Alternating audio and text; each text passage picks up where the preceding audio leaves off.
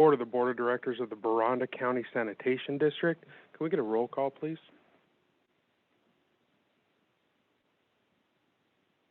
Good morning. Let the record reflect all directors are present, with Director Parker, Alejo, Adams, and Phillips appearing via video conference and Chair appearing in person. Thank you. We're going to do the Pledge of Allegiance. I'm wondering, Valerie, you'll lead us in that? Thank you. Please join me.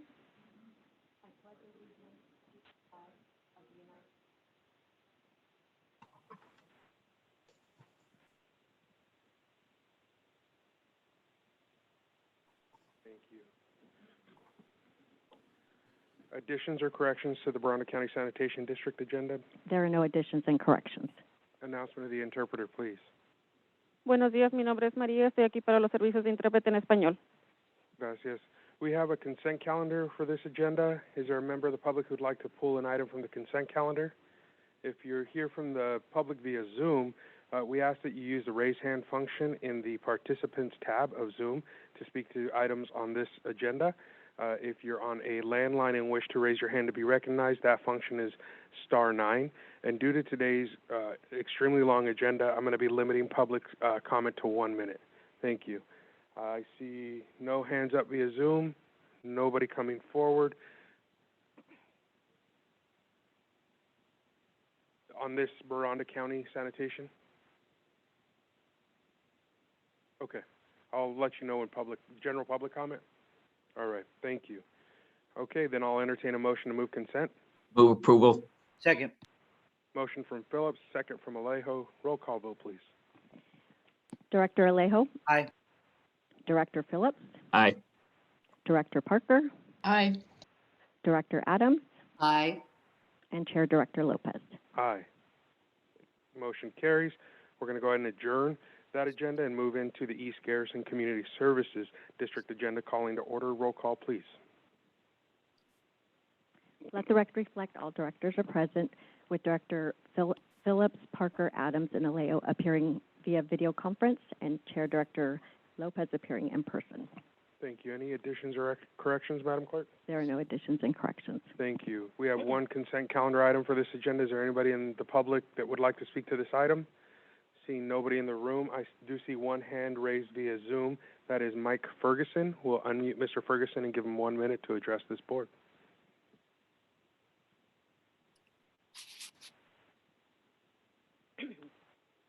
Hello.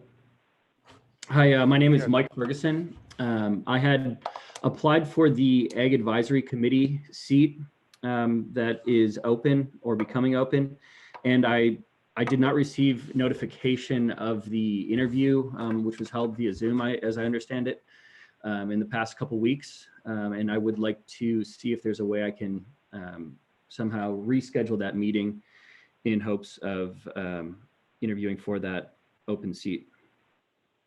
That's not the agenda we're on, Mr. Ferguson, but we appreciate your comment, and we'll maybe call on you when we get to that item later on today. Thank you very much. So I'm coming back to the East Garrison Community Services District agenda. Seeing no additional hands raised, seeing nobody in chambers rushing to speak into the microphone, I'm going to go ahead and entertain a motion to move that consent calendar. Move approval. Second. Got a motion from Parker, a second from Alejo. Roll call vote, please. Director Alejo? Aye.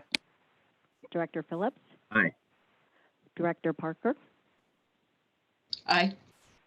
Director Adams? Aye. And Chair Director Lopez. Aye. Okay, motion carries. Thank you. We're going to adjourn the East Garrison Community Services District Board and reconvene on public agenda items on the Monterey County Board of Supervisors agenda. Roll call, please. Let the record reflect all supervisors are present, with Supervisor Parker, Alejo, Phillips, and Adams appearing via video conference and Chair Supervisor Lopez appearing in person. Thank you. Additions or corrections? I would like to add one for an adjourn in memory of Raymond Diaz. Yes, there's an addition to this consent calendar for criminal justice, and that is to add item number 32.1, authorizing contracts purchasing officer to sign an agreement with the DOCU team. Can I get a motion? First, I'll see if there's any public comment on either of those additions to the agenda. Seeing none, is there any via Zoom? Seeing none, I'll go ahead and Move bring it. it back. And Move additions and got a corrections. motion from Alejo, second from Phillips. Roll call vote, please. Supervisor Alejo? Aye. Supervisor Phillips? Aye. Supervisor Parker? Aye. Supervisor Adams? Aye. And Chair Supervisor Lopez. Aye. Okay, so we're going to head into our consent calendar. Is there a member of the board who'd like to pull an item from consent? I would like to pull 2 items for questions. Items 28 and 43. Okay, any other members of the board? Seeing none, any members of the public who'd like to wish to pull an item? Seeing nobody in chambers, Mr. Lara, I see your hand up via Zoom. Can we unmute Mr. Lara and ask him which item he'd like pulled? Yes, good morning. I would like to pull item number 29 and item number 30, please. Thank you very much. Seeing no other hands going up, I'll bring it back and take 28 first from Supervisor Adams. Thank you. This, as you may know, is regarding the homeless shelter on the peninsula, which is something that we've worked long and hard to have happen. I note that there is a budget shortfall within here, within the work that they have been doing. And I just wanted to know, I appreciate the county and Human Services and Gathering for Women, the staff for providing the update to the board. And just am asking for clarification on the funding gap that was outlined in the report and any ways that the county is working to fill that gap.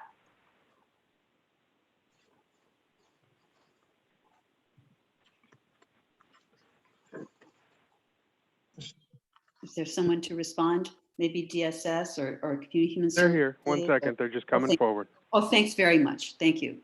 It's hard to see when you're not there. Interim Finance Director.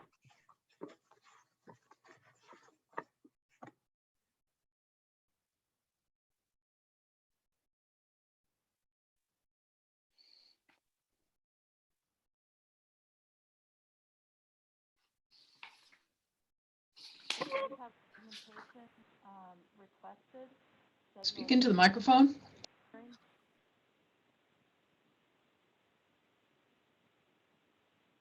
Maybe. Okay, sorry. There is a budget gap, and they were identifying it as $266,666. And we do have, Social Services does have an augmentation that you'll be hearing at the budget hearings for $100,000.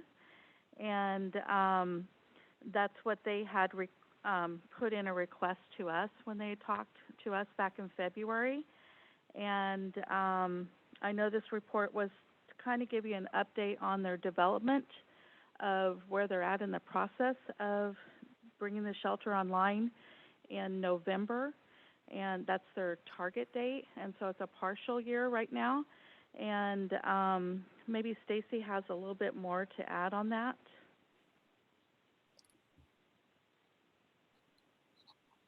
Morning. We're very grateful to be able to be here. Very grateful to be able to be here with you and to be reporting on our progress. Community Human Services and Gathering for Women Monterey are so thrilled to be bringing this shelter forward. We do, as we noted, have a budget shortfall.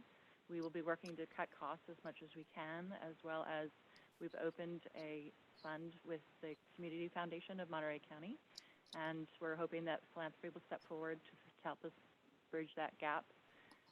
But we do feel that this is a very important thing to bring to this community. The homeless women desperately need this, and the children with families, particularly during this difficult time. So we appreciate the opportunity. We're also very excited to announce that we will be doing a virtual groundbreaking this week. So look forward to great. No. Thank you very much. And I had the opportunity to participate in your virtual groundbreaking, so thank you very much. Supervisor Adams, any follow-up questions?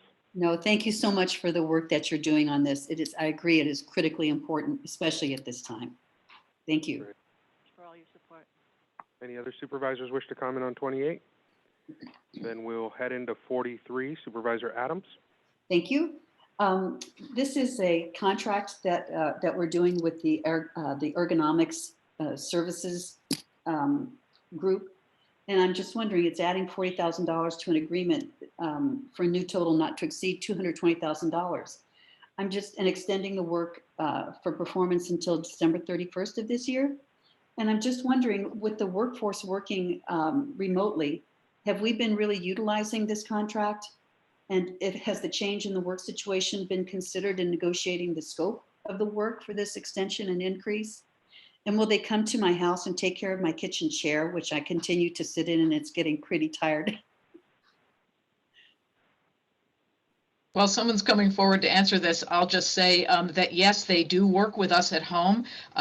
But they didn't come over, we did it remotely, but I was able to get my workstation at home set up ergonomically. I was having neck problems, headaches, my wrist was a mess, and that was just in a very short time. So they really got me straightened out. So thank you. They're doing. I think there are probably a bunch of people working at home who are using the ergonomics phone. That sounds like a recommendation for a chiropractor. So on that note, we're going to go to Mr. Gerard. Thank you very much, yes, Supervisor. Our Ergo desk has the ability to do a remote assessment, so you could give the Ergo desk a call and hopefully set that up. Thank you. I'll definitely do that. Okay. Any other comments on 43 from the board? Seeing no hands. Members of the public? Seeing no one rushing and nobody coming up on Zoom, we'll head to item 29. That was Mr. Lara. We'll give him a minute to address 29.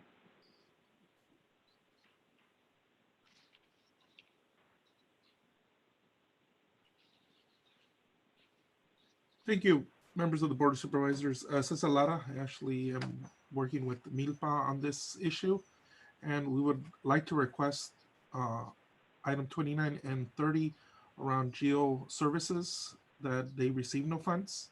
What we've done is we've looked into what the Daily Reporting Center is doing currently during this COVID-19 era, and what's been reported by clients is that the only services that are being provided are remotely by telemed, and also no in-person check-ins. And the big question is, what impact or services can the geo services really provide during this COVID-19 era? We're probably looking at a modified shelter in place or social distancing through the end of the year. And we believe that the county is overpaying geo solutions considering the limited impact that they have. Before the county goes forward with spending more public money, what has the Daily Reporting Center noticed in this period, and what kind of impact can the staff do in this COVID-19 era? And is the Daily Reporting Center under financial pressure, or what impact are they really having with the high cost? And Thank you, Mr. Lara. Appreciate your comment. So that's the same comment for 29 and 30? Yes, sir. Okay, we appreciate that. I don't know if there's staff who wants to address that request, but I think we all appreciate your comments on that. And so with that, we will go ahead and bring it back to the board. I've got 28, 43, 29, and 30 addressed. Yes, Supervisor Alejo. I think Mr. Lara brings up a valid point.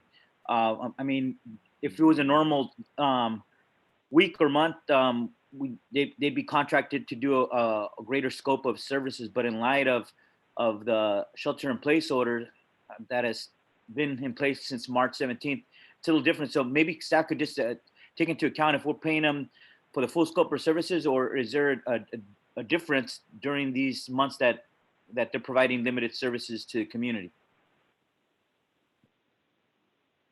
Mr. Mckee, who would help us answer these questions? Because I don't see anybody rushing the mic here. Maybe we need to free them up from the waiting list. Yeah, it'd be the probation, and I'm not sure if Todd is on. What we could do is trail this item and maybe bring it back later in the day, and if they're not ready, it looks like a revised term starting July 1, so we could bring it back at a future meeting if they're not ready later today. Oh, I'm sorry, it goes back to 2015. I see 2015. Anyway, so I think what we could do is maybe trail it for a little while. I do have Mr. Keating's hand up, so I'm going to go ahead and unmute Mr. Keating now to respond.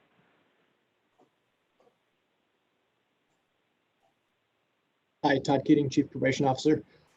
With regard to this issue, this is solely to keep services going beyond June 30th. We're in the process of reviewing the RFP for these services, which obviously have been slowed down by the COVID-19 situation. I suppose we could renegotiate, you know, the remote access, that the services that are being provided right now. But to not move forward with the contract, it would cease services. And as we all know, some engagement is better than no engagement when dealing with this population. Thank you. Thank you, Mr. Keating. I'm going to come back. Supervisor Alejo, I still have your hand up. Oh, no, just on this point, because if, I mean, that wasn't a definite answer. So, I mean, if we can renegotiate some terms, if they're providing the minimal service compared to what they normally do, I think it'd be incumbent for contracts this size for us to kind of look after those taxpayer dollars and try to make sure that that's negotiated before we make a final approval today. So I'm wondering if these could be items that could be tabled to next week and get some greater clarity on a fair price for the limited services they're providing during this shelter-in-place order. Thank you. Supervisor Parker. Thank you. And just, I wasn't going to speak to this, but since we're here and we did get a response, I wonder if the contract is a basically a reimbursement for services rendered, so that invoices would be submitted so that if there weren't a need for the full amount, we wouldn't have to be paying it. I just think really looking carefully at what are the services being provided. They may be doing almost as much work as with in-person. You know, it's hard to know. Anyway, but I wanted to ask, we had an addition, a 32.1, and I'm just wondering, are we going to get to see this contract? Is there a way to put that item up on the screen so that we and the public can see what it is we might be voting on, since we voted to include that on consent?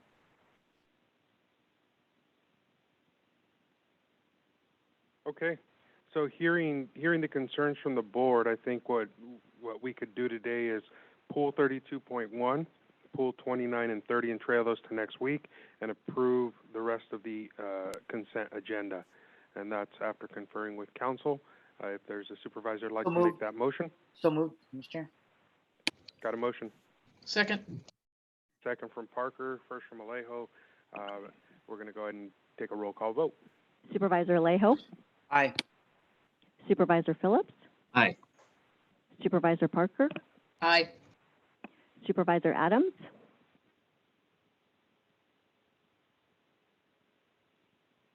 Aye. And Chair Supervisor Lopez. Aye. All right, great. Thank you, everybody. That completes our consent. We're going to head into our ceremonial resolutions, which are item 3 and 4. Do I have any public comment on my ceremonial resolutions today? Seeing nobody coming forward. Anybody via the Zoom? Seeing no hands up, we will go ahead and entertain a motion to approve items 3 and 4. So move. Second. Got a motion from Parker, second from Adams. Roll call vote, please. Supervisor Alejo? Aye. Supervisor Phillips?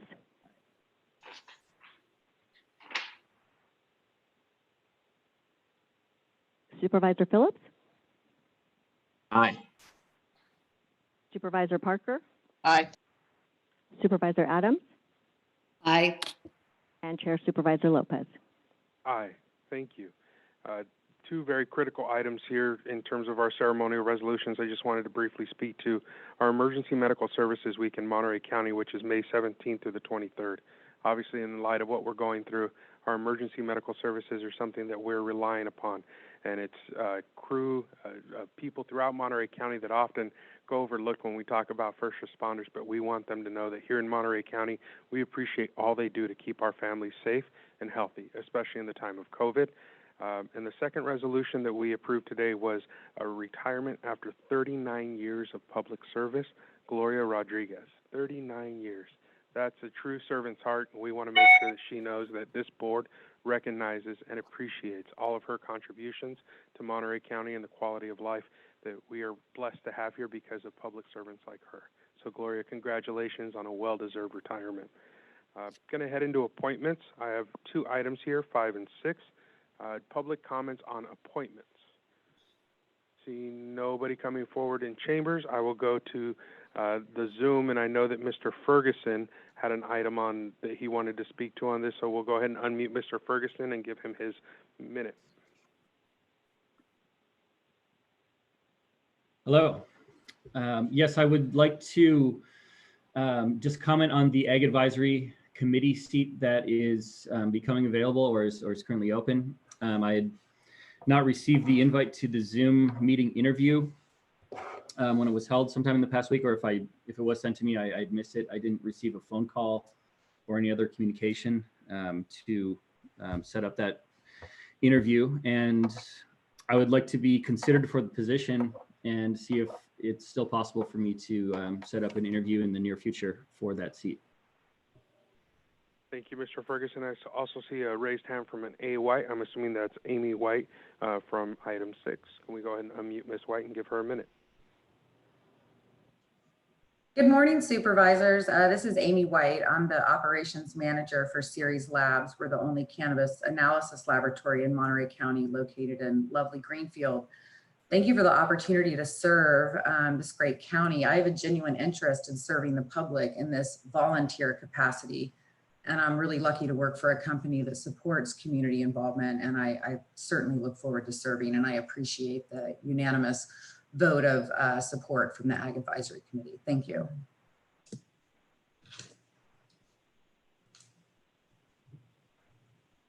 Okay, so any additional public comment? Seeing no other hands up, I'm going to bring it back to the board, and I do see I have a raised hand from, oh, that's Amy Miller. That's for a different item. We'll come back to that. Move approval. Supervisor Phillips. Yeah, I would like to put the one over so that Mr. Ferguson could be interviewed, because there was a mix-up apparently, and I think it's only fair that the Ag Commissioner have a right to evaluate him and then make a recommendation to us after that. I would be supportive of that also. Okay, so we have, at this point, the 2 items. We have a motion from Supervisor Parker on the floor.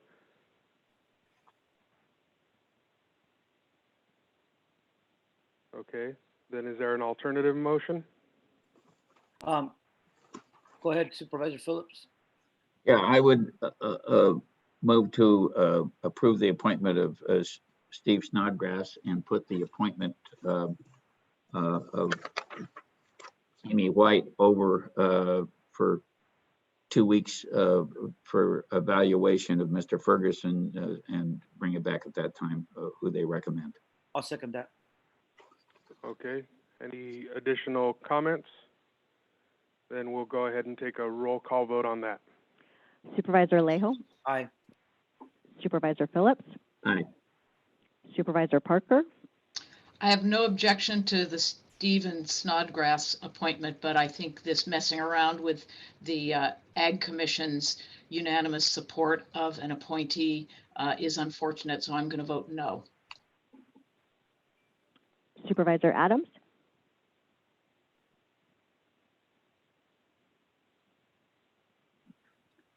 Yes. And Chair Supervisor Lopez? Yes. Monica? Carries, thank you. I'm going to step back for 1 second. I did have a request to present the resolution on item 4 that I overlooked. So I'm going to come back and ask Amy Miller if we could go ahead and recognize Ms. Amy Miller to speak about item 4 on our agenda.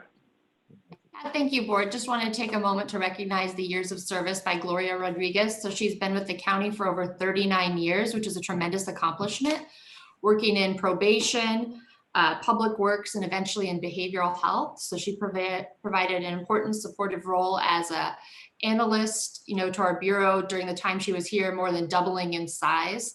So we just wanted to take a moment to acknowledge her and thank her for her many years of dedication and support. It's quite an accomplishment to retire after that many years of service. Thank you so much, Amy. We appreciate you recognizing those people that go above and beyond for all the citizens of Monterey County, especially after 39 years of public service. Thank you. Okay, So let's go ahead and head into our other board matters.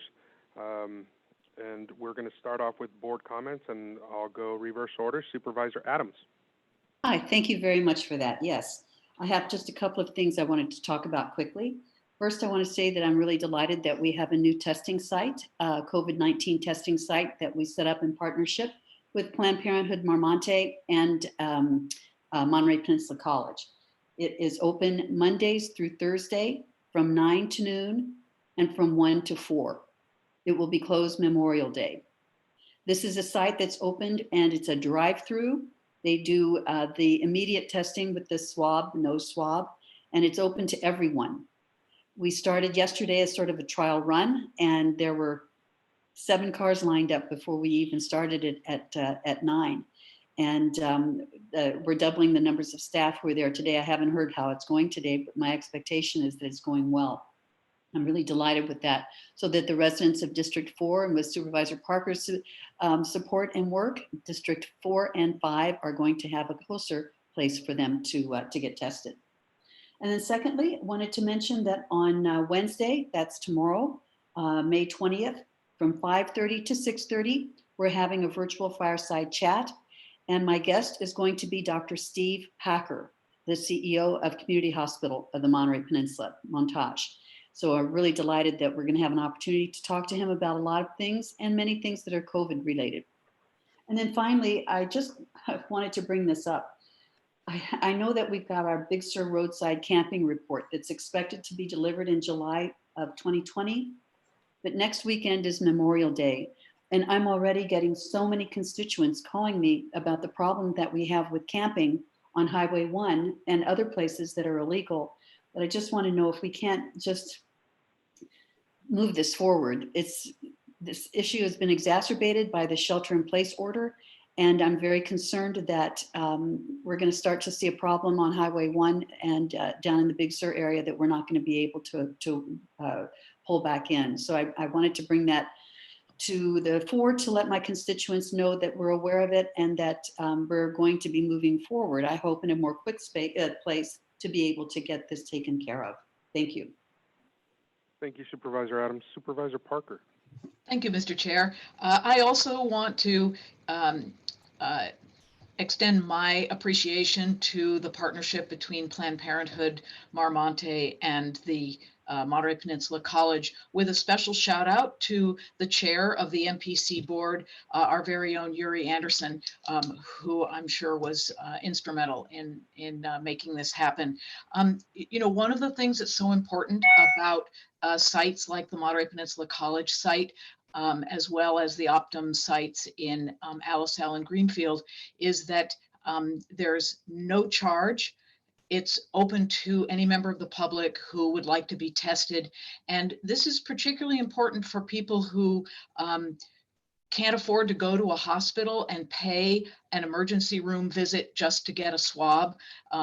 If that was going to be, if that were one of the only options. So this is really taking away obstacles from people who really can't afford that kind of charge, either to their insurance or to themselves. And then I also want to express some appreciation to Laguna Seca for making available the track there for high school graduations, including the Monterey Peninsula Unified School District. The high school graduation, being able to do that using cars and with a pacer car and a whole elaborate dance that's going on out there to give high school graduates the opportunity to march. Anyway, it's a lot of creativity, and I appreciate the fact that our county facility is making that possible for 2020 grads. Thanks. Thank you. Supervisor Phillips. Yeah, I just kind of wanted to give a shout out to our county. We've been in this situation for 60 days and plus, and I just think we've done a pretty commendable job of getting ourselves ready to start seeing us opening up and seeing more businesses going. I know Supervisor Adams and I have been had a lot of talking to us from the restaurateurs and the retailers who are anxious to get open, and they're really stepping up to provide the protocols that protect them and their employees as well as the general public. And so they're really doing a great job. We're all, we'll hear from our experts here in a little bit about the COVID-19, but we were all excited to hear the loosening of the protocols by the governor, and I think everybody's anxious to see us start getting back to a semblance of normal, although it's going to be a different configuration than we've ever seen before. So thank you. Supervisor Alejo. Thank you, Mr. Chair. I too want to join my colleagues in just encouraging our public to get tested. I do appreciate Supervisor Parker's and Adams' effort to provide an additional testing site on the peninsula. I think it was very much needed. But overall, to be able to get tested at MPC or Salinas, Greenfield, San Luis Obispo County, Hollister, Gilroy, and Watsonville, those are all options for our county residents to go and get tested. And we all know that not only to help prevent the spread, especially when people aren't showing symptoms or they're pre-symptomatic, but just in the overall goals of reopening, also one of our important measures is to make sure that we get our testing numbers up. So that's what I always tell our business community, nonprofits, our churches, all sectors of Monterey County, that we're in this together, and that if we could encourage more of our residents get tested, it's going to be good for all of us, for our public health, but also for our reopening process that we'll be talking about in just a bit. I too want to commend our own Laguna Seca racetrack for providing some new options for our graduates to take a victory lap. I know that for many of them, they're excited to go to college or to start a next chapter in life, but really to not have that opportunity to walk across the stage with their classmates who they've attended school with for years. I mean, we understand that that's one of those special moments in life to participate in that ceremony in front of their parents and grandparents and family members. It's really an inspiration, and to see all the numbers of students going on and getting accepted to some really prestigious universities, for me, they deserve to have that ceremony. So I'm glad that our own track will give them that victory lap to at least have some kind of special ceremony that I think this year would be memorable and one to not forget. So with that, I want to give a shout out to South County, because Chris Lopez has reminded me that the testing site in Greenfield outdid the testing site in Salinas last weekend on an average. So props to all the South County communities. You got to show the love when all the leaders and communities are encouraging the residents to get out. We were worried whether we were going to get enough numbers there, but seeing what happened last weekend, I think it's a good friendly competition, and a shout out to South County communities for doing the right thing. So congrats, Supervisor Lopez. Thank you, Supervisor. You stole my thunder on that one. I was about to gloat a little bit, but I just wanted to say thank you to the community. Last Tuesday after our board meeting, I did go get tested at the Greenfield site. We used that as an opportunity to promote the testing site in Greenfield, and the numbers shot up. I'm proud to say that we did outdo the Alisal testing center in terms of our average number there, and so I want to thank my community for doing what's necessary to help us reopen, which is to get tested. It's a big achievement for us to raise our numbers from the teens into, well over 120 and on several of those days. So we need to continue to do our best to understand what the virus is doing in our community, and one of the ways that we as general public can assist in doing that is to get tested. I want to thank all the staff from Optum who is helping man those sites as well in our communities. The professionalism and the comfort that I felt walking through that facility, not having to touch a single door, not having to touch a single hard surface, sitting down, being tested, and being through that building in less than 3 minutes was greatly reassuring. And so again, I recommend that folks go out and get tested. It is important for all of us. This weekend should have been the Salinas Valley Fair.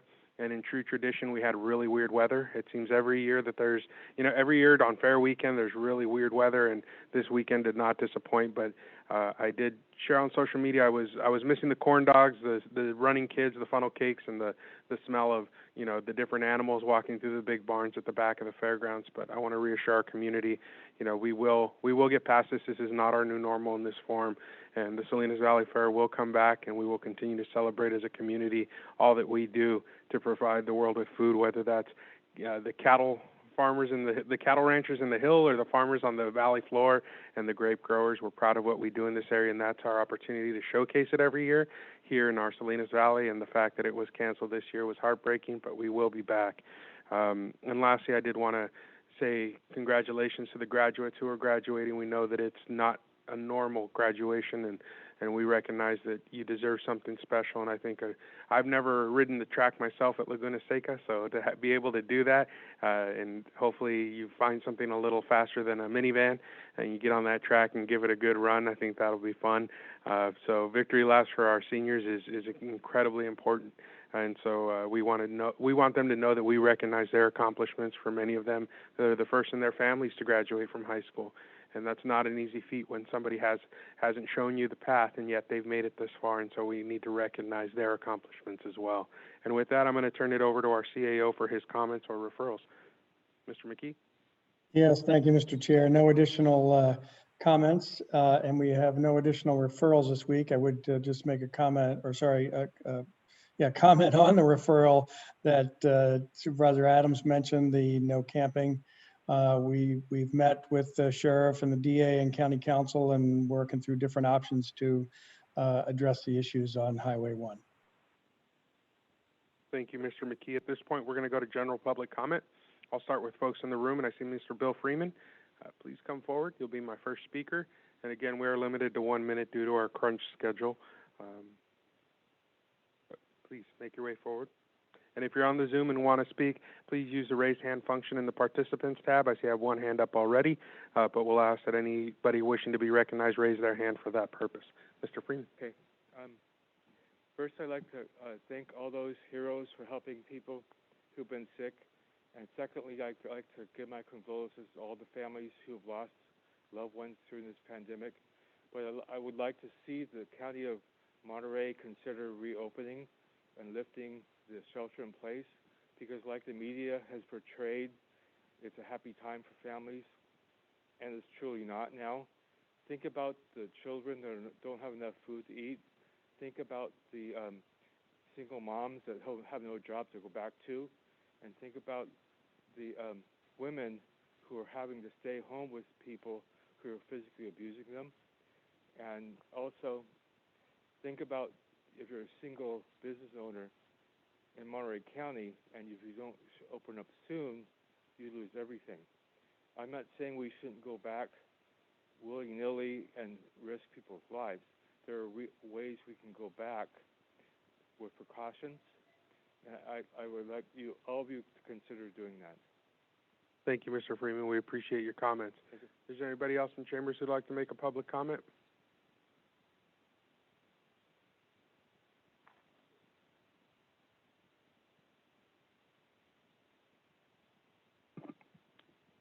Hello, my name is Levon Stone. I'm a county commissioner, and the people that I see, we're really concerned about what's going on in Chinatown with those people, and even in the Mission, where they're not even allowed to come out. They've been in since March. They come out for 10 or 15 minutes, and they go back in. Even the prisoners in the yard get more time than that. Even behavioral health, where they're in those homes, they're not allowed to see their loved ones. And we are really, there is a lot of concern about the a situation with funding for certain people in the community. They're not receiving their money for not being able to work, and there is a problem out there. I would like to be able to do my work as a county commissioner and be counted just like anybody else that's working for free, that's doing volunteer work. I would like to be able to do that and have our voices heard and have what we do taken seriously. Thank you, Ms. Stone. We appreciate your comments. Anybody else in chambers? Seeing nobody coming forward, we'll go to the Zoom. I see I have 2 hands raised. We'll take them in order. Mr. Gorman.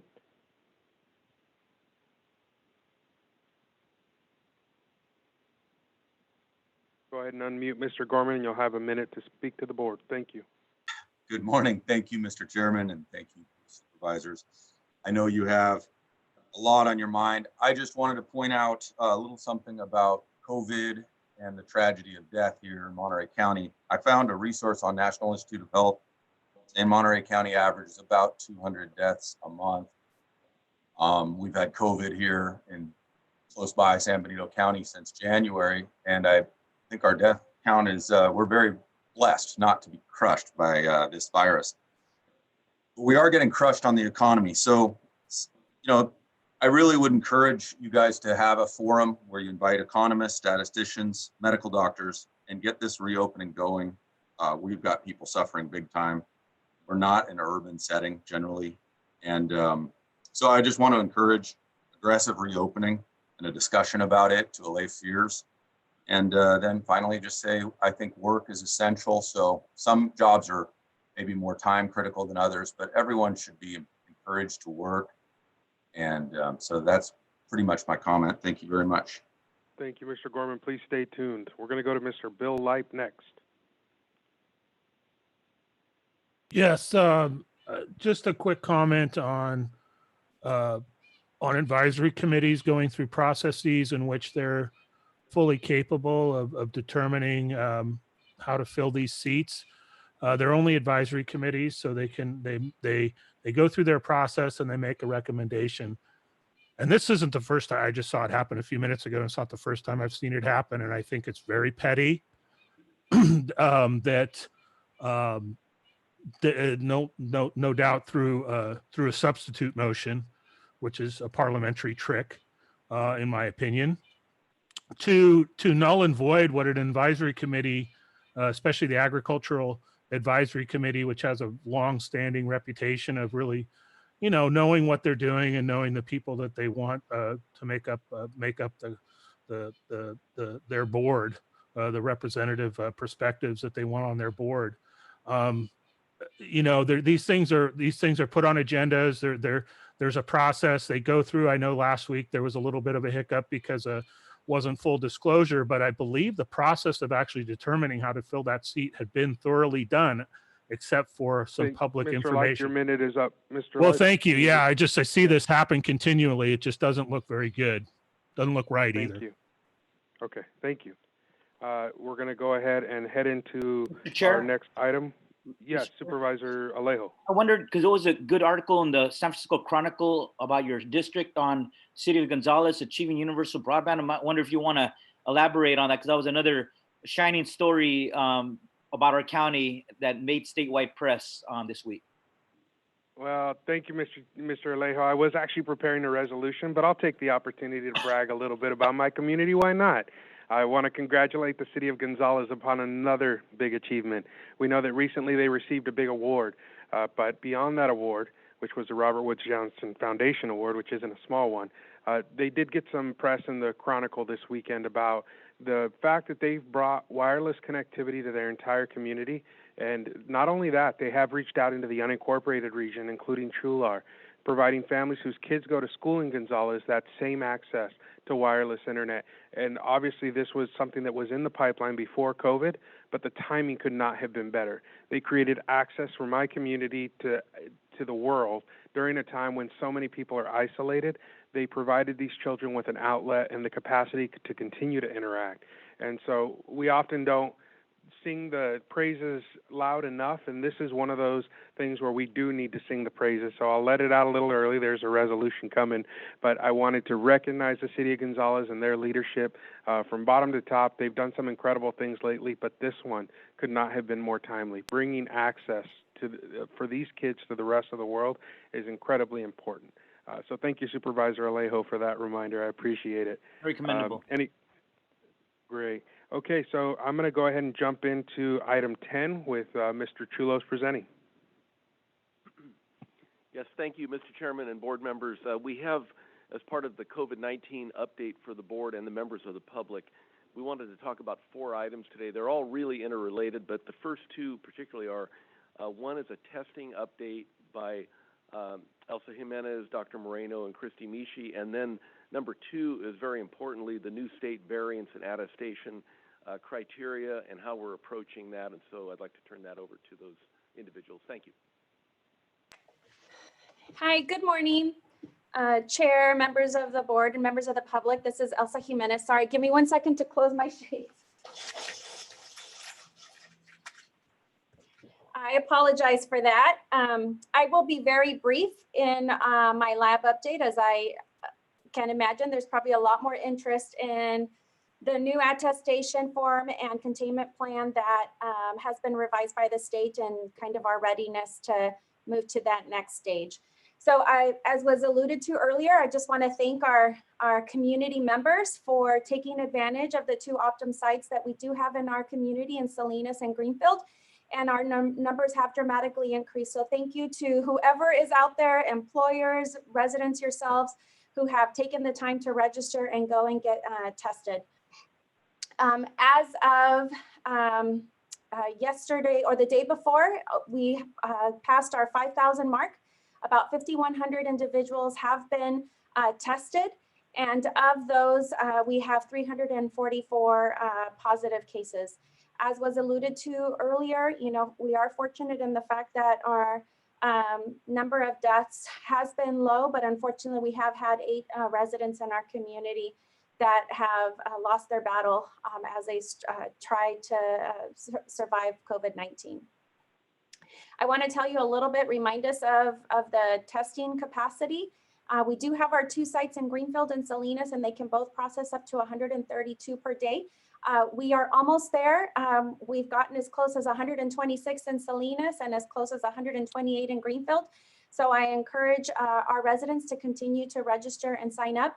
As part of our effort to ensure that all of the slots that are available are taken, we're working with our healthcare partners, with the ag industry and community-based organizations to create opportunities where we could help some of our residents who may not be comfortable accessing the internet or calling on the phone to be able to register, hopefully helping to provide some supports to community members to get themselves registered and signed up. I think with that, I'll pass it over to Dr. Moreno, and then just want to put in another plug for Planned Parenthood, Marmonte, the county, and MPC's partnership to add a testing site in Salinas. I just want to, in Monterey, I want to remind us that the Salinas and Greenfield ones are, you have to register, go into the facility to get tested, but there are a lot of measures that are being implemented to make sure that you are safe while you enter and exit the facility. And the one that just launched yesterday over at MPC on the peninsula is one that you can stay in your vehicle and have specimens collected, as was articulated by our supervisor, Adams and Parker. And at the end, I am happy to take any questions. And with that, I'll hand it over to Dr. Moreno. Thank you, Elsa. This is Ed Moreno, Monterey County Health Officer. I think that was a very good summary of our testing success so far. I would just like to remind folks that are listening and watching today that the Optum site is a free resource to Monterey County residents. So when you sign up, either by phone or the internet, or someone helps you sign up, and you go to Optum site, they will ask you when you sign up for any health insurance that you might have, so that they can build insurance, but they won't be collecting any co-pays or out-of-pocket expenses from people who have insurance. And if people don't have insurance, there's no cost either. It's basically just going to get a test. And that's different than going to an emergency department and expecting to get a test. Again, if you go to emergency department, you're primarily going there to get a medical evaluation by a licensed healthcare provider who will decide whether or not to perform a COVID test on you. So, they will bill your insurance and collect any out-of-pocket or co-pays that are required of you. So that's the big difference. So if you just want to get a test done and you're not needing to get an evaluation by a healthcare provider, then the Optum sites are the way to go, and also the new location out at Monterey Peninsula College. So thank you, Elsa.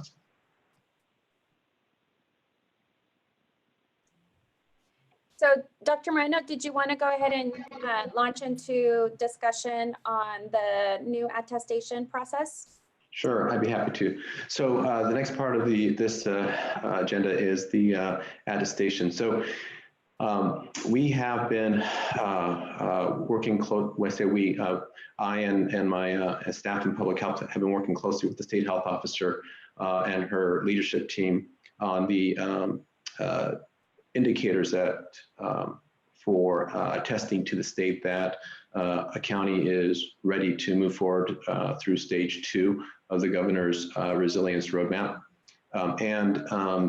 The first attestation, which I'll call the first attestation, has some requirements that only a few counties could meet at the time.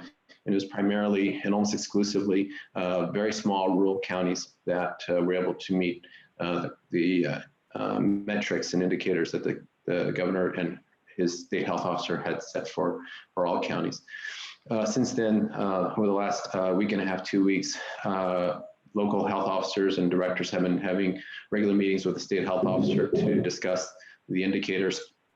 And just recently, the governor did release a new second version of attestation for counties that want to demonstrate that they're ready to move through the governor's remainder of governor's stage 2 for a roadmap to resilience, which would release further restrictions in counties.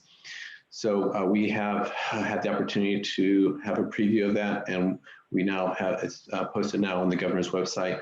And so we have been looking at whether or not we could meet those the metrics and in all of the 6 indicators, and where we stand in terms of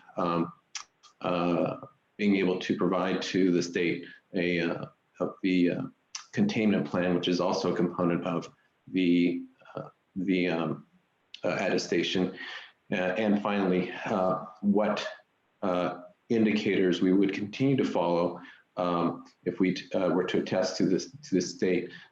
What indicators would we continue to follow to tell us what the impact of releasing restrictions has on the number of cases of COVID-19, number of hospitalizations and deaths due to COVID-19. So we do have an update for you, supervisors, and I'm going to hand it over to Christy Mishi, who can go through each of the indicators and give you a sense of where we stand at this point.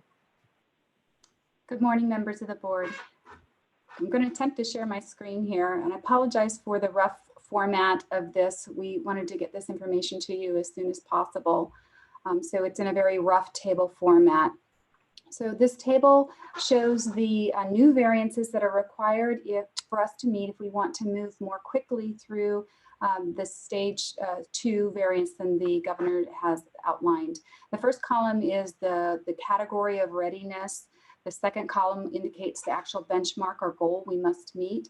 The third column shows where we are in our progress towards meeting that benchmark and goal. And the last is simply an assessment of whether or not we meet that criteria. So I'll jump right into these. The first set of criteria fall into epidemiologic stability of COVID-19.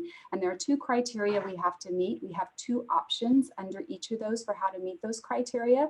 The first is stable or decreasing number of patients hospitalized for COVID-19 by a 7-day average of a daily % change, and the total number of hospitalized confirmed COVID-19 patients has to be less than 5%, or no more than 20 total confirmed COVID-19 patients hospitalized on any single day over the last 14 days.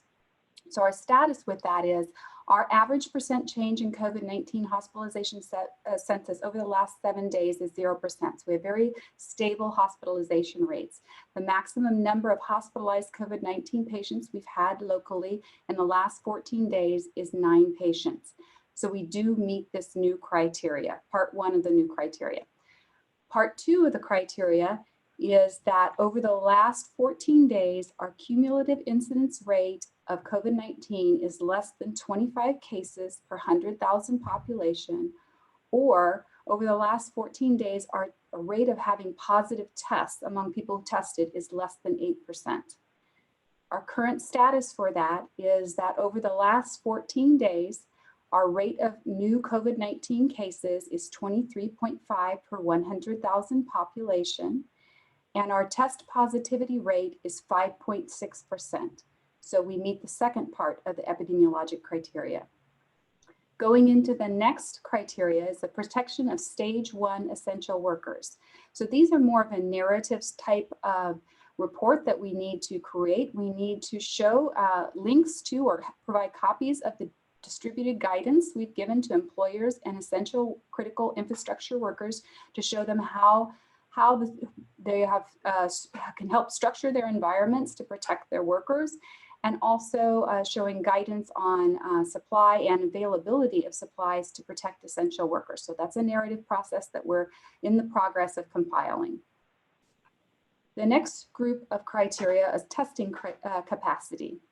There are three parts to this. The first part is that the minimum daily capacity must be met to make sure we can test 1.5 residents per 1,000 residents per 1,000 residents for COVID-19 per day. And that equates to about 651 tests per day in Monterey County. We also must provide the number of tests we're conducting in the last week.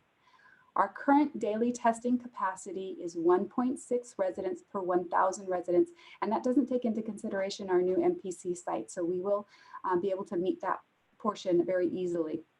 In the last 7 days, we've conducted 1,358 tests among Monterey County residents, so this is a criteria that we will meet.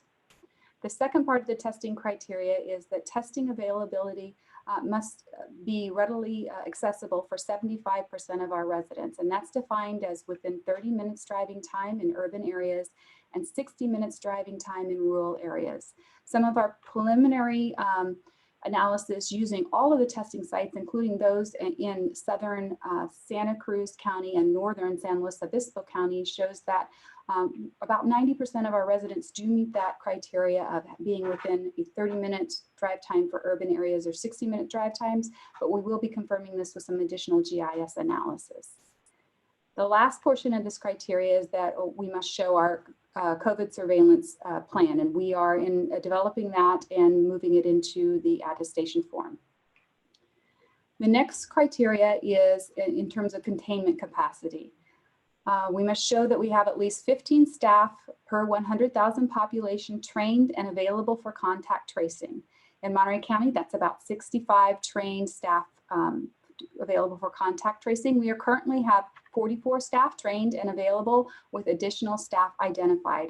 Though we don't quite meet this criteria, we do have a plan for meeting this criteria. We have several community partners who have stood up and volunteered to assist us with this.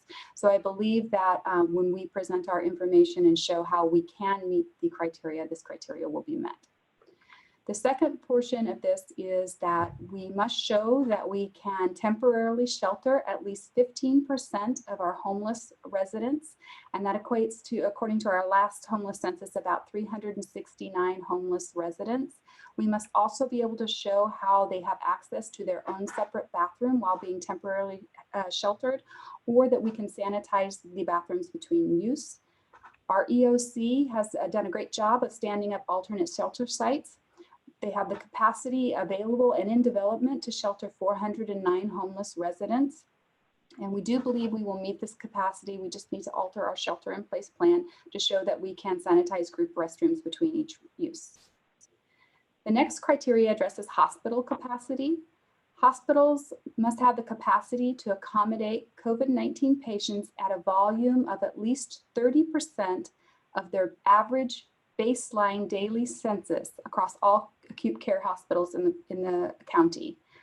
If we look at our last 7 days average daily census, which is about 417 individuals, we must, to meet the 35% surge of baseline average daily census, we would have to have enough beds to accommodate 563 individuals. Currently, across our hospital system in Monterey County, we have a total of 829 licensed beds. So we do believe we will meet this part of the criteria. The second part of the criteria is that our hospitals must show that they have a robust plan to protect their hospital workforce with PPE. So we will be working with the hospitals to obtain their plans for PPE, acquiring PPE, and how they're utilizing it within their facilities. The next set of criteria addresses vulnerable populations, particularly skilled nursing facilities. Skilled nursing facilities must have at least a 15-day supply of personal protective equipment or PPE on hand with an established process for ongoing procurement without utilizing the state supply chain. Currently in Monterey County, about 75% of our SNFs are reporting that they have at least a 15-day supply of all types of PPE. Some of them are missing a few minor items, but we've come a long way in the last few weeks with this measure. And I think that we can show the progress that we've made and the plans that we have to improve the accessibility of PPE to our remaining 25% of SNFs. The second part of that is we must show our plans to prevent and mitigate COVID-19 in skilled nursing facilities. And part of that is that the skilled nursing facilities must show that they've consulted with us here at the local health department and with their state licensing and certification agency on their own mitigation plans. So part of that's working with the SNFs on a weekly basis and having check-ins with them. And we are doing most of that work currently. We just need to put our written plans for that to continue on forward into the attestation process. The last two sections are about sort of planning for the future. The next section is about sectors and timeline. We have to show our plan for moving through the rest of stage 2, including which sectors we're going to be open that are allowed within stage 2 and what spaces, what order we're going to open them, when we're going to open them, and how that differs from what the state had planned for us, and that is in development. The last measure that we have is our triggers for adjusting the modification. So what happens, what are we doing to monitor how our accelerating through phase 2 is affecting COVID-19 disease spread in our area, and when would we decide to reinstate measures? So there are about 20 metrics that we're looking at to monitor, and we'll just need to write those up into our attestation form. All right, thank you, Christy. So thank you very much for that very concise overview of the where we're at with readiness.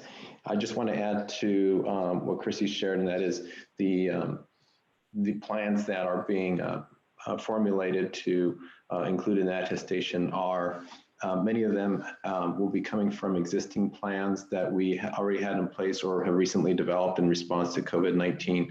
And we have subject matter experts in the area of the hospitals and skilled nursing facilities, for example, who are working on each of these sections of the attestation. So we have folks from our environmental health department, from our public health bureau, from our policy programs, and from the Emergency Operations Center and hospitals are all working on this this week to bring all that together to complete the attestation. So thanks.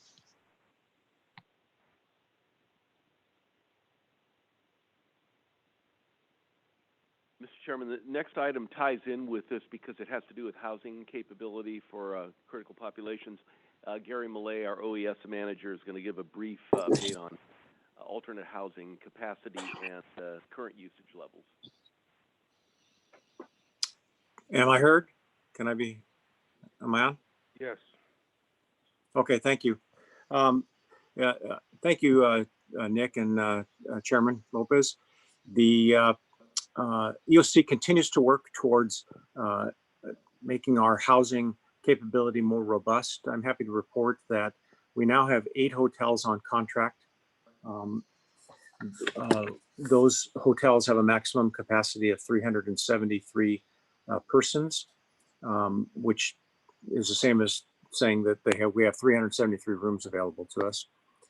As I reported previously, 102 of those rooms are currently occupied by high risk or COVID positive patients.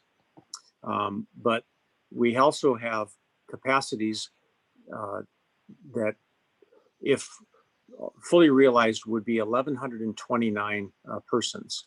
That is broken down into 230 capacity at the Monterey County Fairgrounds, a 90-person capacity at the Sherwood Hall facility that we have on contract that we're in the process of setting up, 136 capacity at the San Lorenzo Park trailers.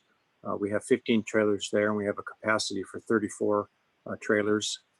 And the hotels I mentioned, and the Salinas Valley Fairgrounds that we are in tentative agreement on, that we have the capability of setting up for a capacity of 300 persons there. So we feel quite well as far as our capacity to house the COVID positive patients that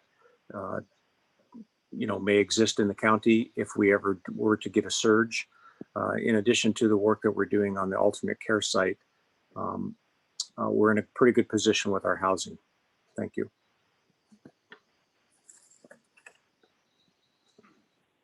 And last, Mr. Chairman, we thought it would be good for the public to hear a little bit about the work the board members are doing with critical industry groups in terms of reopening strategies. And those groups are agriculture, construction, hospitality, non-hospital medical and personal services, and then religious organizations. And Mr. Chair, if you wouldn't mind, I'd like to defer to you to talk a little bit about this initiative. Thank you. Yeah, happy to. I just wanted to share with the public, I know we put out a press release on this and some of it made the media, but we did create ad hoc committees of the Board of Supervisors, and the intent is to have these groups work closely with local industries and groups and organizations, obviously like religious organizations, to prepare protocols for reopening. Our hope is that we can create documents that can be submitted to Dr. Moreno for his consideration as we move through the reopening process.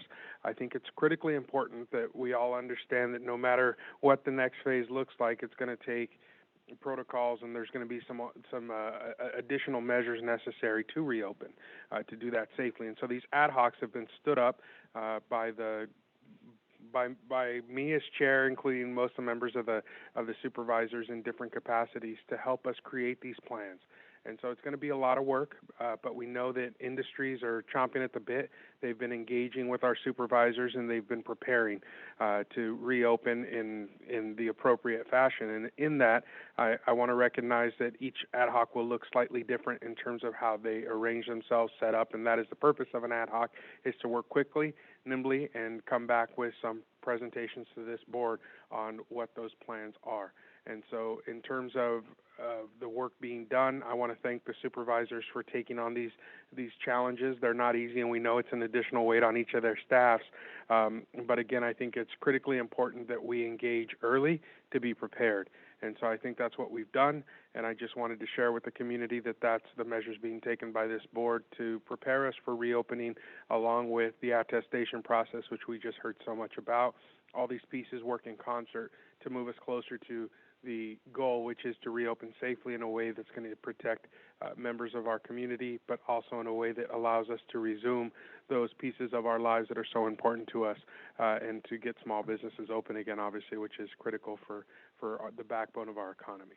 So those are my comments on the ad hoc, and I believe that was the last item on your agenda. Or is there one more, Mr. Chulos? Yes, that's correct, Mr. Chairman. In the future, just to let you know, we're planning on bringing forward an overview of a spending plan on what it's costing to operate the various facilities that we've described. And also, we've arranged to have the Superintendent of Instruction, Deneen Gus, come and speak to the board on June 9th about the school reopening plans. Thank you. At this point, I'm going to go to Supervisor Alejo. I know your hand is up. Thank you, Mr. Chair. First of all, I think we were all pleased to see the news and the recognition by the governor, Governor Newsom, to relook at different attestation criteria in light of progress and changes being made in the state of California. I think he recognized that things are not static, that they're moving, that they're reassessing, and I think that was reflected in the revised attestation criteria that the county now has to meet.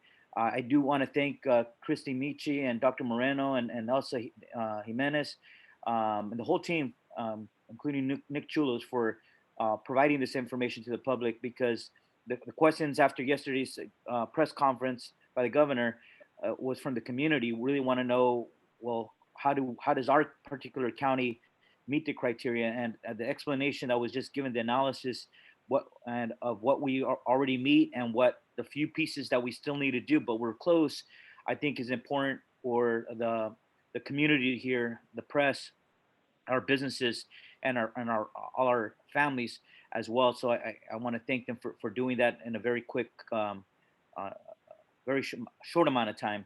I think now is for us to now convey to the community our roadmap for getting there in terms of submitting the self-attestation. And I think none of us are doing that, just without making a priority our public health, even as we move through this process of reopening. And this would allow us to get through stage 2 on an expedited fashion and to be able to reopen. I think we all want to reassure the public that we're doing this in a smart way, strategic, and putting a priority on public health. We need to do this smart, and we have to do it right. As I pointed out, Riverside County removed their shelter in place just like a week and a half ago, and their new numbers from the weekend came out yesterday, from Friday through Monday, and within just 3 days in one county, they had a 6% increase in COVID positive cases. It was like 500 more cases. So I think we learned from that as a county board of supervisors, is to learn how important it is to do this correctly, and also for our business community to know that even if as we go through a reopening process, if it's not done with placing a top priority and really looking after that we have the safeguards in place, you could have a spike, and that could set our county back if we see an uptick in the numbers of COVID positive cases. So I just want to be upfront that we should be doing this in the right way, guided by public health, but also knowing that there's a revised process for us to now follow from here forward. On the ad hocs, very quickly, I want to just really thank the partners. I serve with Chris Lopez on the religious organizations and the agriculture. Our agricultural associations have been really good partners with the county board. We've been in touch almost every week, almost on a frequently.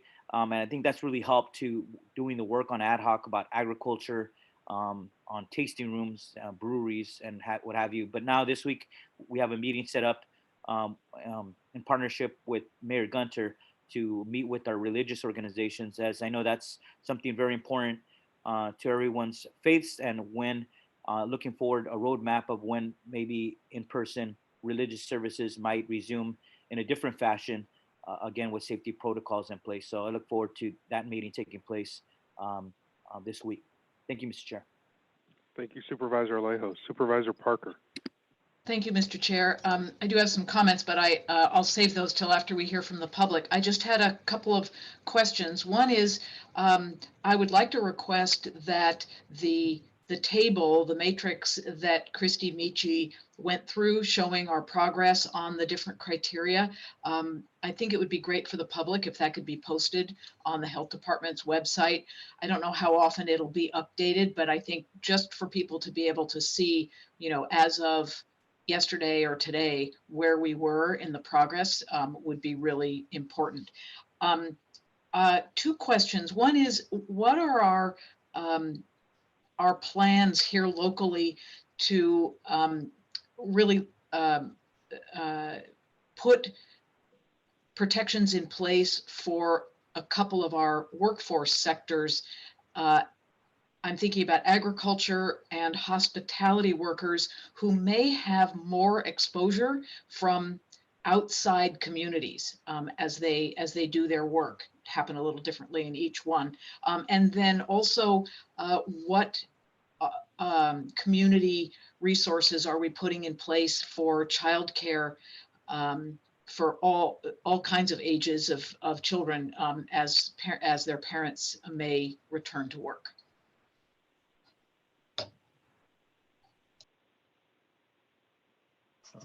So, Supervisor, yeah, sure. This is Ed Moreno. So, as far as the protections for workers in the various sectors, there's a combination of local advisories and also state provided guidance. So with regards to ag workers, I can speak to that. So I think it's been mentioned before that the industry has worked with our ag commissioner to put forth advisory for the protection of farm workers here in Monterey County. I understand that that has actually been used in some other counties as a template for their own advice to the ag industry. There's also, as time goes on, there are more and more guidance documents that are coming out of the state, both from California. I'm sorry, they are joint efforts, co-authored guidance documents coming from the California Department of Public Health and Cal OSHA. And so those documents are starting to populate the state website. I think that there is guidance for ag workers. There's also guidance for the ag employers to protect their farm workers, and I've looked at those as well. So there's several documents out now, 3 that I can think of are just for ag itself. And so there are other documents that are currently on the state website, and other documents that should be coming out shortly, not just for stage 2, but also in anticipation of eventually getting to stage 3. Those documents for guidance will be coming out. So I encourage any folks who are watching and listening to this meeting if you're an employee and you're concerned about your safety, or you're an employer looking to figure out how to provide the most safe work environment for your employees, I really encourage you to also, in addition to the activity that's going here locally with ad hoc groups, and there's also, I think, a real need for those individuals to go to the state website and look at what specific guidance is out there for the industry. And if there isn't anything out there on the state website yet, go back periodically, because these documents are showing up every few days. There's new documents coming out. Supervisor. Dr. Marino, while you're there, can I just ask, as it relates to the agricultural workers, do you feel that the protocols that are now being followed in the agricultural industry are protecting the ag workers? We saw kind of we see quite a few cases in the farm worker agricultural community, and I don't know if that's out of proportion to anything, but I kind of felt like at first the protocols may not have been being followed as well, and that's my concern. That was even before farm workers were coming from out of the area to join the work that's here. So I guess that's part of why I was asking the question, is that there are sort of heightened concerns about potential transmission, as well as the need to actually follow some of the protocols. Yes, well, there are concerns both in the industry and also on behalf of the agricultural commissioner, but also in public health, both in public health and environmental health in the health department. So there are certainly instances where any of us may have been driving through the county, and we are looking at the fields, and we can see sometimes there are ag workers that seem to be working rather close to one another particularly during the harvest of some of these crops. So sure, there are examples of that, but I think, Supervisor, what we've seen is that the industry is looking at new protocols, new procedures they can put into place that would allow for social distancing, both in transportation of ag workers to and from the sites, but also when they're actually working, and then when they're not working, for example, taking breaks or eating meals. So those are things that are I believe some of the employers have made pretty good progress on. There are other functions duties that ag workers have that it is still difficult to achieve the social distancing that we know that provides additional protection. So we do continue to have every weekly meetings with both ag employers, with the growers and shippers and the Farm Bureau, for example. We also have meetings with primarily ag worker advocacy groups and representatives. These are primary care providers, healthcare providers, from from several clinics in Monterey County, some researchers from UC Berkeley who have been working on researching protections for ag workers, just to name a few people. So it's happening. We're doing our best. Supervisor Parker, recognizing that ag workers are it's an essential workforce, essential function for Monterey County, and I think people are trying to do their best. And I think some farm workers are also themselves, they have been taking measures to try to protect themselves as well.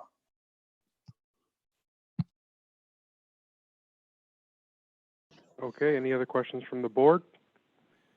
Seeing no Mr. Chair, if you want me to respond to Supervisor Parker's comment request about childcare, I can take a stab at that. Sure. So a couple things there. There are some resources statewide if people go to mychildcare.ca.gov where you can plug in your zip code and find lists of childcare facilities that might be open in your area. And even, I think it even shows you childcare facilities that are full and do not have additional space at this time. So it's a nice resource for that. We are also encouraging all employers to try to be flexible with their work schedules and requirements so that there can be some abilities for families to potentially have staggered schedules with their partners to be able to accommodate childcare at home as needed. In addition, we're working on for the county itself to work on some of those protocols so that we can see if we can kind of lead in that area for county employees to have that flexibility. And then finally, at the request and suggestion of Supervisor Parker, we are working with the health officer to look at good protocols for what people are describing as social pods, family pods, those groups that where you might feel comfortable being together with another family or another group where they can actually share some childcare needs where you can feel safe doing so. So something that we're hoping to roll out sometime in the near future. And I will also share as the chair of First Five, this is something that we're taking very seriously and we're looking into closely in terms of what resources are available and how are some of the protocols and new restrictions from the state limiting the amount of spaces available at local child care facilities for those that are open. Obviously, most have continued for our essential workers, and with some of the guidance being same groups, and so we're looking at that. We're looking at the pod issue. We're looking at how potential short-term fixes at the state could assist us in providing extra spaces. And I do know that our local SEIU has also put out Carina Care with their partners for county essential employees as well. So we want to make sure that anybody in that position knows that that's available to them. Supervisor Alejo, I see your hand is up. Yeah, just in terms of next steps, a question for Charles or Nick. I know Monday is Memorial Day. It's a 3-day weekend coming up, and we usually don't have meetings on those the following Tuesday. I know the chair is empowered to call a special meeting for next Tuesday. So just in terms of the public looking for what's the next step for the county, could you give a time frame of when we might bring an application for attestation variance that we could approve and then submit to the state? How long is that going to take us to do that? Mr. Chair, the time frame is obviously fluid in finding all the information that Christy laid out. We're going to work on that this week, and we're going to. Our goal is to have it on the agenda if the chair calls a special meeting for next Tuesday. That's the goal. I hope we can meet that goal. We obviously want to make sure that any reopening plans that we put in place are done quickly and prudently at the same time and safely. So all those pieces have to mesh together, I think, as many of the board members have said. So that's our goal, and we'll hopefully meet that. Thank you. Thank you. I have called for a special for next Tuesday. for several reasons, but key being keeping our community informed of COVID in light of the fact that this is changing really day to day. And so if it's done before then, though, if a special is needed, I won't hesitate to call that either. So I just want our community to know that we're working diligently to get this done as soon as possible. With that, I'm going to, I still have a hand raised. Let me go back. Supervisor Adams. Thank you. Thanks you very much, Supervisor Lopez. And I think you just touched on exactly where I was going to go, which is if we can get this done more quickly, then on Tuesday, each one of us as a board member stand ready at what time ever the day or night to have an urgent meeting so that we can get this moving forward as quickly as possible. I want to reiterate that Supervisor Phillips and I, in our capacity as ad hoc for hospital, wanting to get this forward because of all the displaced workers that we have in our county. It's important for us to be able to move forward, and we are doing everything in our power to do so with expedience, but not without safety at the very helm of all of our decision making. Thank you. I guess expedience is not the word I was looking for. Thanks. Thank you, Supervisor Adams. I'm going to go to public comment now. Again, we're at 1 minute. I'm going to take them in order that I saw them. So I'm going to go with Mr. Jeff Gorman first. Thank you again. I just thought if I have the opportunity, I would like to know from the health department, how many of the 8 deaths in Monterey County were severely ill? I've heard from a medical professional that one of them at least was on hospice care before diagnosis. And I think I would like to encourage the department to tamp down the fear factor. I understand fear. They help people stay at home more, which may be a goal, yes, although I don't know that that's the right goal. But anyway, the other side of that coin is that people are acting with such fear they're not doing basic health routines, and they're increasingly reprimanding each other in public. Civil behavior is breaking down a little bit, I think. So I just thought I'd mention those things and hope for an answer on the health of the 8 who died before they died. Thank you. Okay, thank you, Mr. Gorman. Next, Mark DeHart. I see Mark DeHart, if we could unmute his microphone. Thank you, Chair. I appreciate your time. I just want to throw in an idea of when we talk about comparisons and our strategies for small businesses, let's try to make sure that our comparisons are relevant to our population and lifestyle. A quick Google search of Riverside County as an example, you have a population of 2.4 million, which the population and percentages, that can correlate to us as well. But what I want to throw in there is the terrain and the different lifestyles of Riverside County as an example, or San Francisco, the lifestyles are different. So let's keep that in mind for small businesses and outdoor activities. Thank you for your time, Chair. Thank you, Mr. DeHart. We're going to go to Kevin Dayton next. Mr. Dayton.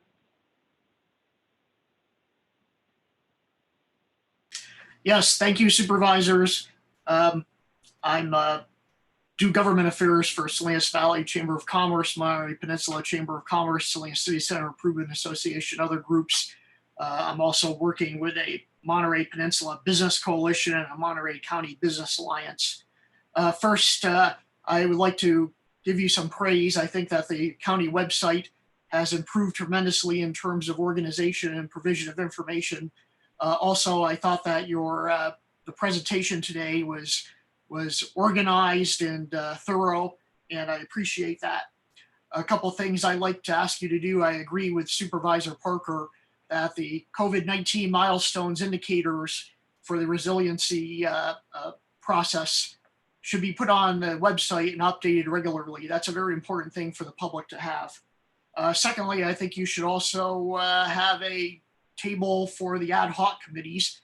I asked one of the groups today, I was on a call for how are things going with the ad hoc committees, and a lot of people didn't know what was going on. So I think it would be helpful to have a more systematic presentation for the public on how the ad hoc committees are doing. Thank you, Mr. Dayton. We appreciate your comments.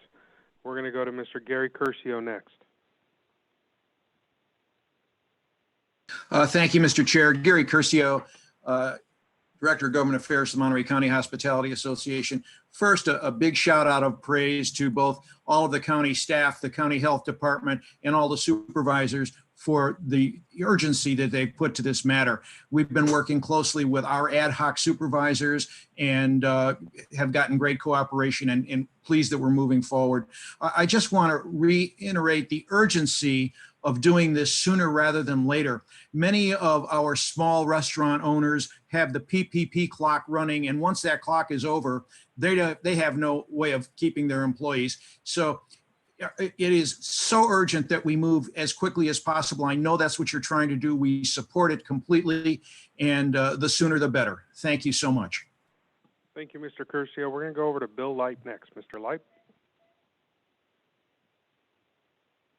Thank you, Chair. First, I would say if you're going to communicate this with the public, make it a scoreboard, please, with lights and colors. I think people can understand that more clearly, know what the criteria is, and then give the score. 3-page PDF document, just updating that's kind of painful. Ironically, the amount of planning and thought and work and detail that's going into the reopening from this FUBAR situation, ironically, that kind of thought and planning and detail didn't go into the shutdown, really at all levels of government. I'm not blaming the county necessarily, but you know, the liberties and freedoms that were taken from all people during this process is quite disturbing. And I think really when time allows, reviewing that should be certain and it should be thorough. I think micromanaging this virus to the extent it's being talked about, I think is ridiculous. I think more testing is going to result in more cases, and we may be shooting ourselves in the foot if that's a metric. I think it's just logical and mathematical that the more people you test, the more cases you're going to find. So I would echo some of the comments on here. Reopen this thing. Tell the governor we're doing it. Don't ask for permission. Thank you. Thank you, Mr. Lipe. We appreciate your comments. I'm going to bring it back to the board. Any additional comments or questions? I see Supervisor Parker has her hand up. Thank you, Mr. Chair. Yes, I just really appreciate the presentation this morning. I had been asking for us to be able to let the public know how we were doing on the criteria on the roadmap. And I know the work has been going on, so I just wanted to find a mechanism for, excuse me, the public to really know. And I think having this information coming forward today and right after the rules changed slightly has been really helpful. And I do hope that the table with lights and whistles and everything, if possible, but I think just having that information in the simple you know, non-dramatic form that we saw it today. The information is, I think, interesting and dramatic enough for the moment.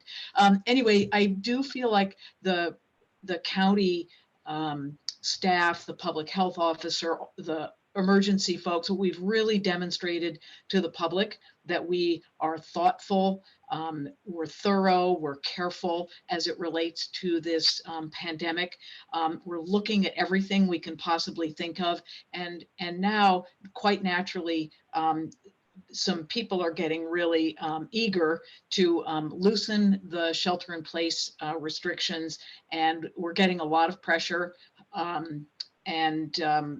and I think that's really appropriate that we hear from people about their needs. What we do know is that the vast majority of the general public are very interested in making sure that we are taking a very prudent approach to the reopening. And so some people are pushing hard, some people are hoping for this and that, but our job is to continue to be thoughtful and thorough and careful as much as we can. And I think as we go through this attestation process, we've already heard that we're going to be prioritizing the safety of the workers. We're going to be looking at making sure that they have provisions for paid sick leave and family leave as they need it, access to health care.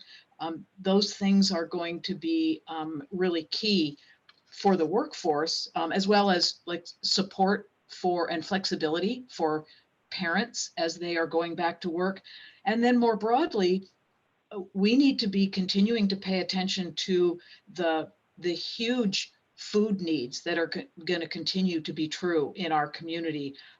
Today, we continued the moratorium on evictions. I think we're going to need to stay tuned on that. We're looking for that guidance on the social, how to expand your social or family circle in a way that's safe. What are the commitments that people need to make to each other? How big should that circle get, depending on your needs?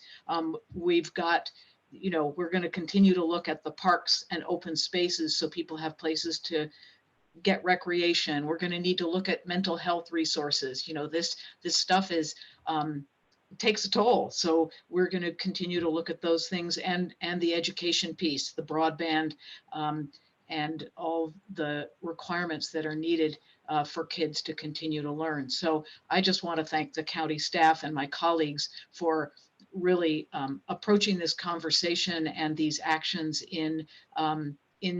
with all deliberate speed, but with that deliberation that ensures that we're maintaining as much of the safety that we and the public have been able to enjoy during this shelter in place and this pandemic. The pandemic is still here, and so we have to be very cautious about how we open, and I know there's lots of really good planning going into that. So thank you all very much.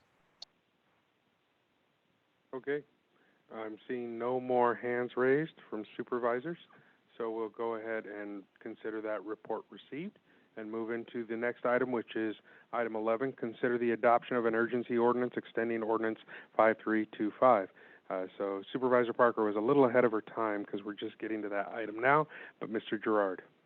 Thank you very much, Honorable Chair, members of the board. I'll be quick with this item. In the middle of March, pursuant to an executive order adopted by the governor, the board adopted an ordinance that implemented, a pandemic-related prohibition on certain evictions in Monterey County. That ordinance is set to expire at the end of May.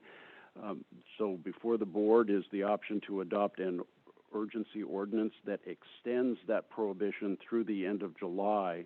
In the background, the Supreme Court Chief Justice has authorized an order from the local courts suspending the filing of any such evictions or foreclosures during that same period of time.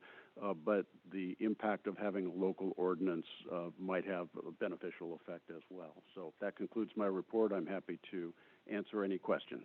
Thank you, Mr. Gerard. I'm going to see if there's any public comment on this item.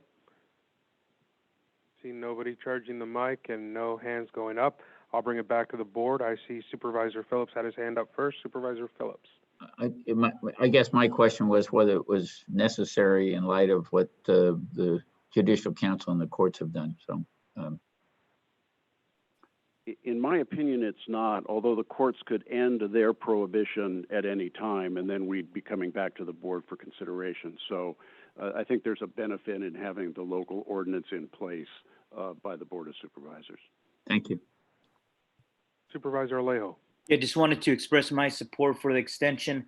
I think what we've seen and heard, by far, I think most commercial and residential tenants, and this applies to both, many have, I think by far most have continued to pay their rent, but there is those smaller percentage that are facing the hard times. And I was just listening to our national economist yesterday, and there's a lot of hard times still ahead with increasing unemployment rate and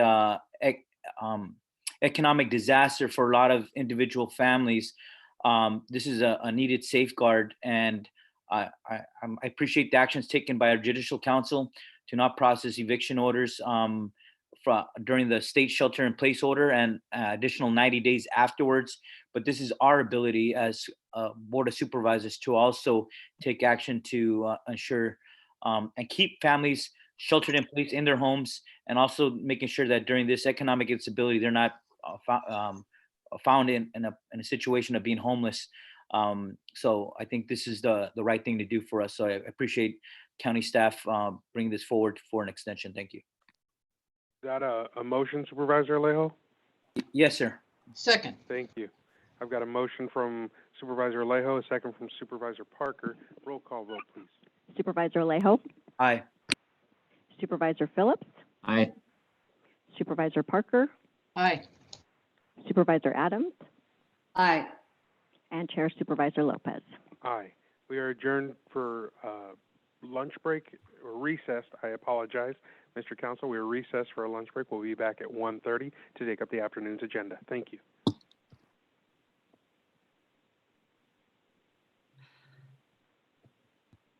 All right, I need some help here now. I gotta. You're on mute.